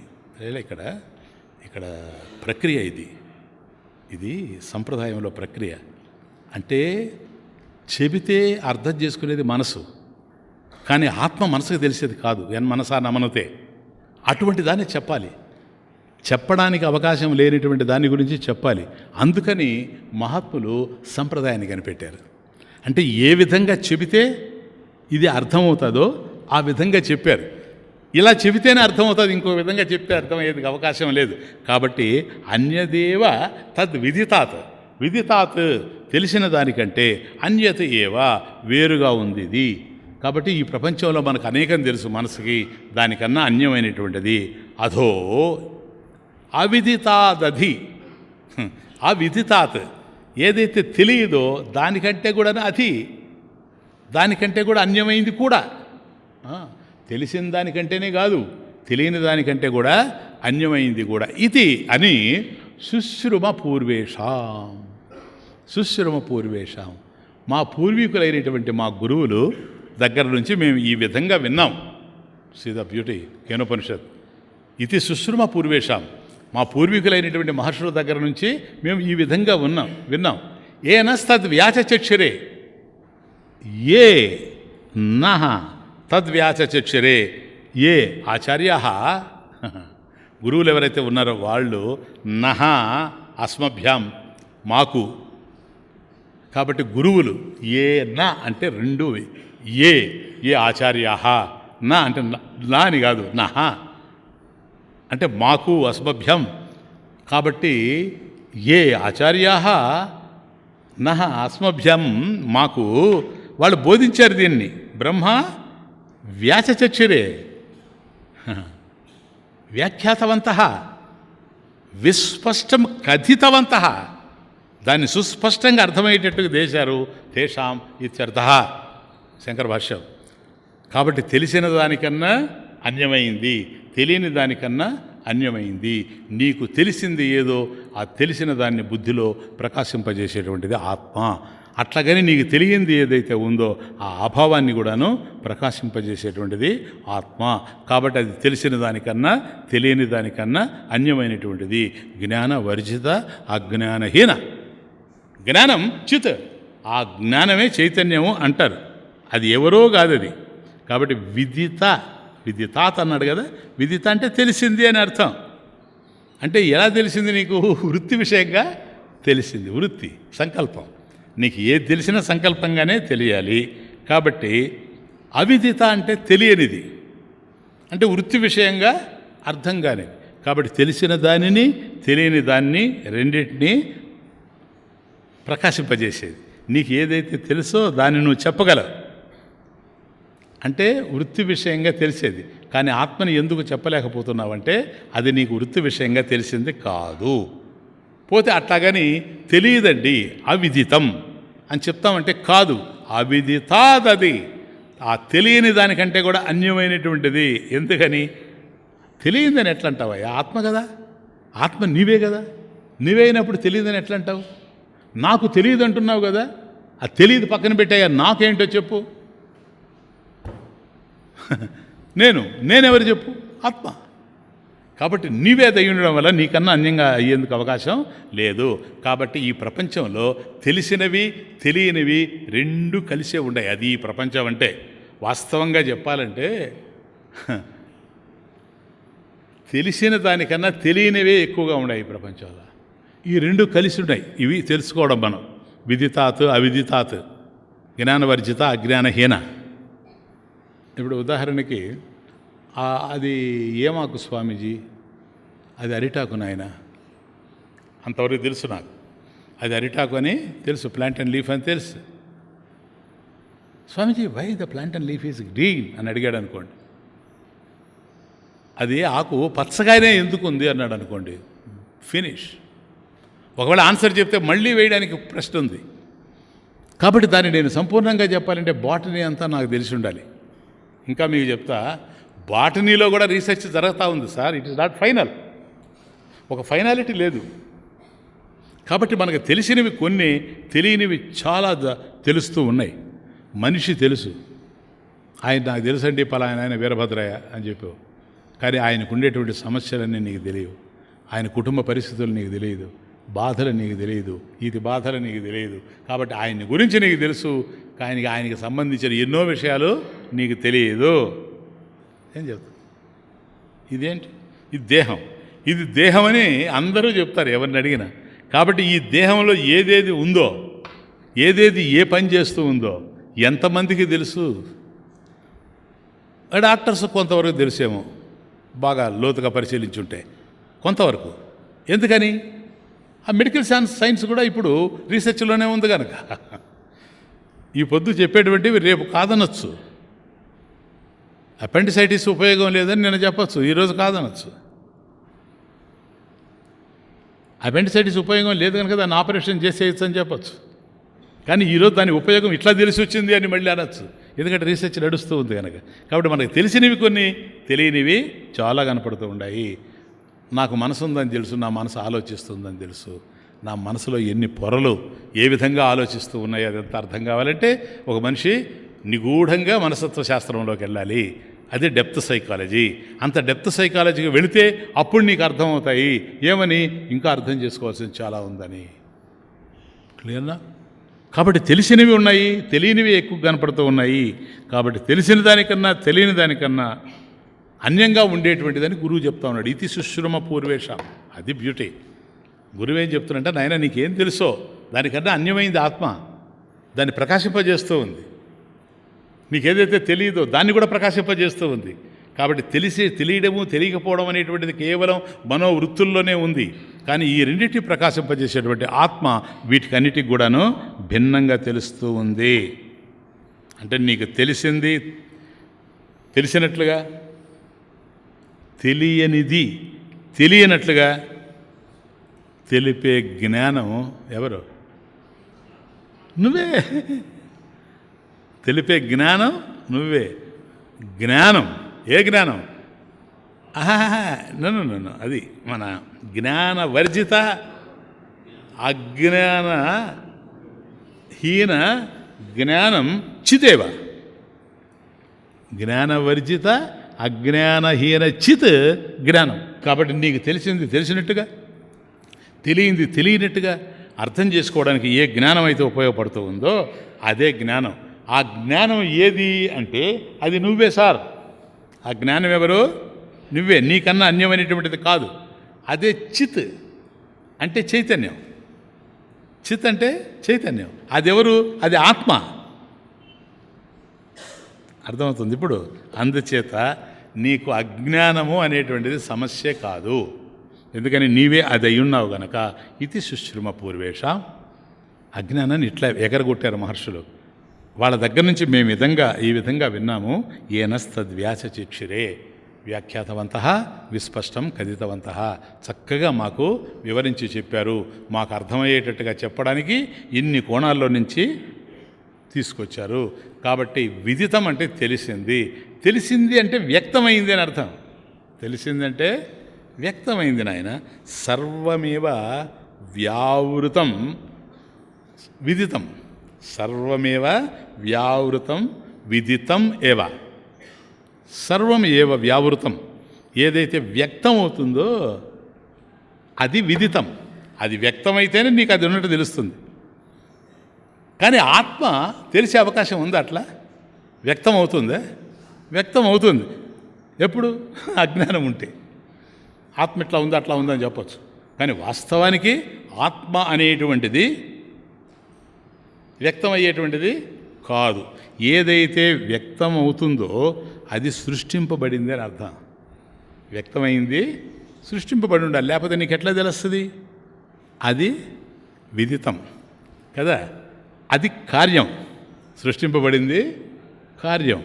ఇప్పుడు విదితం ఏదో విదితాత్ అతి అన్యత్ విదితాత్ అన్యదేవ అన్నాడు అనుకోండి ఉపనిషత్తులో. కాబట్టి విదితం ఏదైతే కార్యరూపంలో ఉందో దానికన్నా అన్యమైంది. నో ఇది ఈజ్ బ్యూటీ. ఇది చూడండి, ఏదైతే కార్యరూపంలో ఉందో దానికన్నా అన్యమైంది. అప్పుడేమనుకోవాలి మనం? కార్యరూపం కన్నా అన్యమైంది అంటే అది కారణమై ఉండాలి.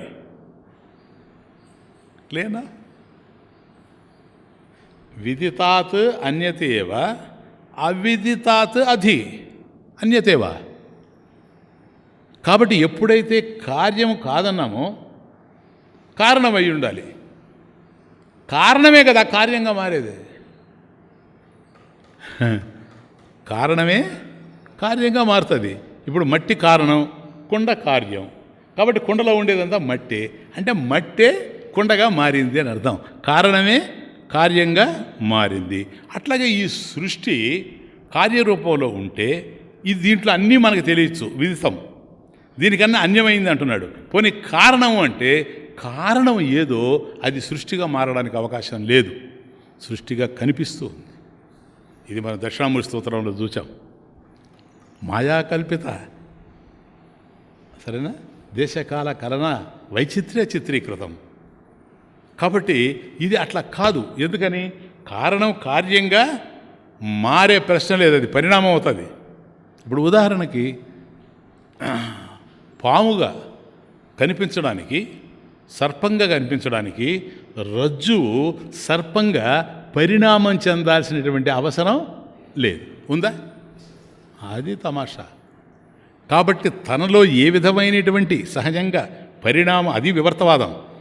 కాబట్టి తనలో ఏ విధమైనటువంటి మార్పు లేకనే మరొక దానికి అవకాశం ఇచ్చింది. విచారం చేస్తే ఎగిరిపోతా ఉంది. కాబట్టి ఏదైతే మిథ్యగా మనకు తెలుస్తూ ఉందో ఇక్కడ, రజ్జువు పాముగా ఎలాగైతే మార్పు చెందలేదో అట్లాగే ఆత్మ కూడాను సృష్టి కార్యంగా మారలేదు. కానీ ఇది కేవలం మన యొక్క భ్రాంతేను. దీన్నే మనం మిథ్య అని అన్నాము. కాబట్టి మిథ్యకి ఒక ప్రత్యేకమైనటువంటి అస్తిత్వమేమీ లేదు. మిథ్య అంటే ఏదైతే సత్యం సత్యంగా, అసత్యం అసత్యంగా తెలియకునేటువంటి దశలో ఈ మిథ్య అనేటువంటి తలెత్తింది. కాబట్టి దాన్ని కూడా ప్రకాశింపజేసేది ఏదో అది చైతన్యం. సరేనా? దాన్ని కూడా ప్రకాశింపజేసేది చైతన్యము. ఇదే చిత్. జ్ఞానవర్జిత అజ్ఞానహీన జ్ఞానం చిత్. ఆ జ్ఞానమే చిత్ అంటే సమస్తాన్ని ప్రకాశింపజేస్తూ ఉంది. కాబట్టి దానిని ప్రకాశింపజేసేది అంటే తెలుసుకునేది అని అర్థం. ప్రకాశింపజేసేది అంటే తెలుసుకునేది. అటువంటి జ్ఞానాన్ని అంటే ఆత్మ యొక్క జ్ఞానాన్ని తెలుసుకునేది వేరుగా ఉందా? జ్ఞాతుం అంతరం అస్తి కిం. అది జ్ఞానవర్జిత అజ్ఞానహీన చిత్ జ్ఞానమస్తి కిం జ్ఞాతుమంతరం. జ్ఞాతుం అంతరం, తెలుసుకోవడానికి, ఆ చైతన్యాన్ని తెలుసుకోవడానికి జ్ఞాతుం అంతరం కిమస్తి, దానికన్నా వేరుగా ఏముంది కనుక ఉండడానికి అవకాశమే లేదు. సత్యమైనటువంటి ఆత్మ కన్నా వేరుగా ఏదైనా ఉందంటే అది మిథ్య.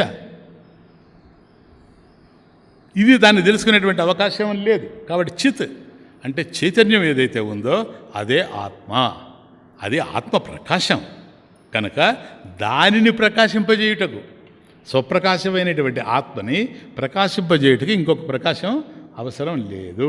మరొకరుండారా లేరా చూడ్డానికి నీకు లైట్ అవసరమేమో కానీ నువ్వు ఉన్నావని చూడడానికి నీకు లైట్ అవసరమా నాయన చీకట్లో? కాబట్టి నువ్వు చీకట్లోనే ఉండినా నువ్వు ఉన్నట్లుగా నీకు తెలుసు. ఎందుకని? స్వప్రకాశం, నీ జ్ఞానం నీకుంది, సరేనా? దాన్ని ప్రకాశింపజేసేటువంటిది ఇంకోటి లేదు. అది జ్ఞాతం, తెలుసుకోవడానికి, చైతన్యాన్ని తెలుసుకోవడానికి అంతరం అస్థికిం, దానికన్నా వేరుగా మరొకటి ఏమన్నా ఉందా? అస్థికిం ఉంటే అది ఏదది? లేదు. ఎందుకని? రెండు చైతన్యాలు కనుక ఉన్నట్లయితే ఒక చైతన్యం జడం అవుతుంది, రెండవ చైతన్యం సత్తా అవుతుంది కదా. ఎందుకని? దీని చేత అది చూడబడింది అని అంటే ఏదైతే చూస్తూ ఉందో అది ద్రష్ట, ఏదైతే చూడబడిందో అది దృశ్యము.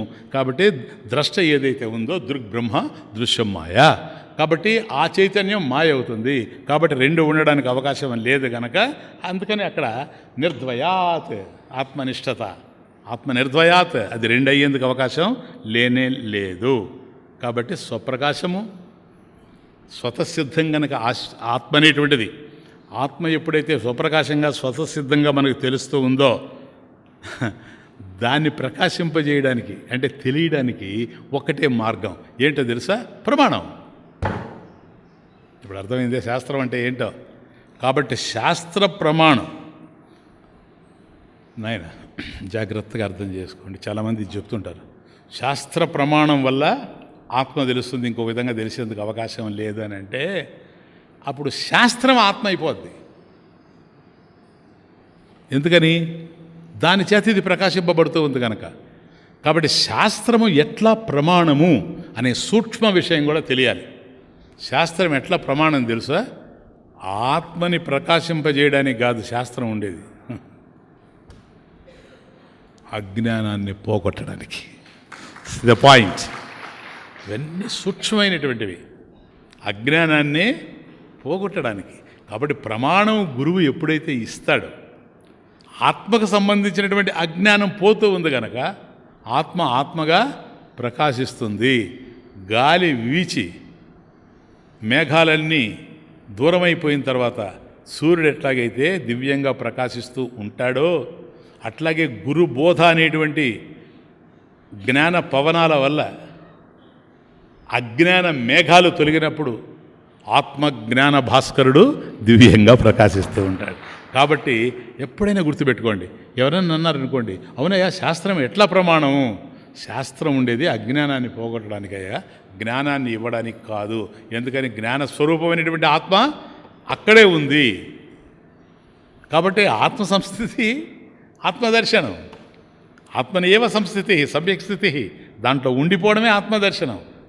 ఆత్మ నిర్ద్వయాత్, ఆత్మ రెండు కాదు కదా, ఆత్మనిష్టత దాంట్లో ఉండడమే. కాబట్టి అది జ్ఞానం కన్నా అజ్ఞానం కన్నా అన్యమైనటువంటి జ్ఞానము, అదే చిత్ చైతన్యము. దానిని తెలుసుకోవడానికి ఇంకొక చైతన్యము అవసరం లేదు. ఇప్పుడు బంధం ఏంటి చెప్పండి? నేను అజ్ఞానిని అనేది బంధం. ఇప్పుడు క్లియరా? I'm ignorant, it's the notion. నేను అజ్ఞానిని అనేటువంటిది బంధం.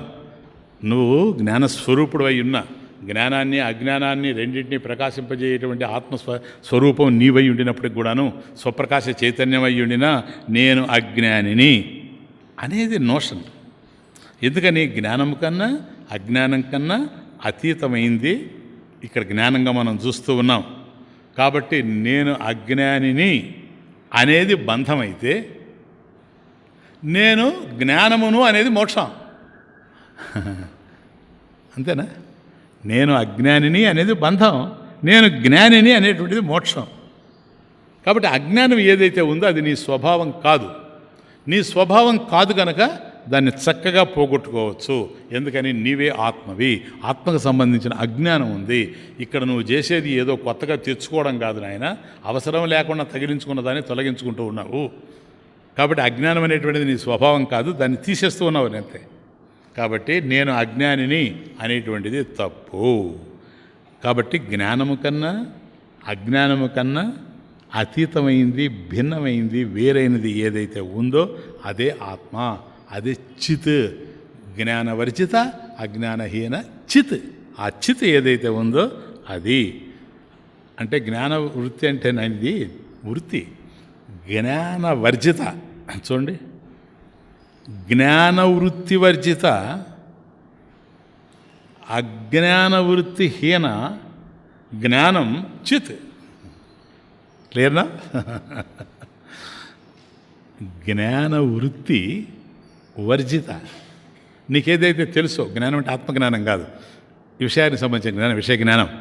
కాబట్టి జ్ఞాన వర్జిత కదా, జ్ఞానవృత్తి వర్జిత అజ్ఞానవృత్తిహీన జ్ఞానం చిత్, చైతన్యం ఏవ. కాబట్టి అజ్ఞానం అనేటువంటిది మనిషికి సమస్య కాదు. ఇప్పుడు చూడండి తర్వాత ఎంతవరకు వచ్చిందో ఉపదేశారం. అజ్ఞానం అనేటువంటిది నీకు సమస్య కానే కాదు. అజ్ఞానం ఉంటే ఉండని, నేను అజ్ఞానిని అనేది సమస్య. ఇప్పుడు అర్థమవుతుంది. అజ్ఞానం ఉంటే ఉండనివా? నీకేమి జ్ఞానం ఉంది, అజ్ఞానం ఉంది, రెండింటిని తెలుసుకునేటువంటి చైతన్యం నువ్వు. ఎక్కడొచ్చింది ప్రాబ్లం అంటే నేను అజ్ఞానిని, I am ignorant, it is the notion. నేను అజ్ఞానిని అనేటువంటిది నోషన్ను. కాబట్టి నువ్వు తెలిసిన దానికి తెలియని దానికన్నా కూడా అన్యమైనటువంటి ప్రకాశాత్మవు, చిదాత్మవు. ఇది కేవలం నీకు మధ్యలో వచ్చింది, దాన్ని తెలుసుకునే జ్ఞానం మరొకటి లేదు. కాబట్టి ఇదంతా కూడా, ఈ అజ్ఞానం అంతా కూడా మాయ వల్ల ఏర్పడింది. ఇది స్వప్నవత్ మృష, స్వప్నవత్ మృష, ఒక కలలాగా. కాబట్టి కలలో ఎన్నెన్నో మనం కంటూ ఉంటాము. మేల్కొన్న తర్వాత ఎట్లాగైతే ఉండవో, ఈ అజ్ఞాన స్థితిలో నేను జీవుడు అనుకొని, నేను జీవుడిని కనుక నేను దుఃఖపడతాను, చనిపోతానని, నాకు ఈశ్వరుడు కావాలి, మోక్షం కావాలి అనుకుంటున్నామే కానీ ఇది మన స్వరూపం అని మనం తెలుసుకోలేకపోతున్నాము. అసలు లేనిదే యామాసమాయ అదే చేసింది. లేకనే ఎంతో చేసిన మాయ, లేకనే ఎంతో చేసిన మాయ, లేకనే చూతమాష యామాసమాయ, లేకనే ఎంతో చేసిన మాయ, ఎటు పోయిందో జడలే లేవు. ఇప్పుడేది? నేనే ఆత్మను తెలిసిన తర్వాత ఎటుపోయిందో, ఏమైపోయిందో, ఎలా ఉందో. జ్ఞాని మాట్లాడితే ఇట్లా ఉంటుంది. ఇంతకుముందు ఉన్న మాయ ఏమైంది? అది ఏమైపోయిందో, ఎలా ఉందో, వెతుకుదామంటే జాడలే లేవు. దారే లేదు అసలు. ఎందుకని? లేకనే ఉన్నట్టు కనిపించింది కదా, లేనిది లేకుండానే పోయింది. కలలాగా స్వప్నవత్ మృష. మేలుకోగానే కల కరిగింది, మేలుకోగానే కల కరిగింది, మేలు తెలియగానే మాయ చెదిరింది. మేలుకోగానే కల కరిగింది, మేలు తెలియగానే మాయ చెదిరింది. ఆరింది మాయ, వెలిగింది మహిమా, ఆరింది మాయ, వెలిగింది మహిమా,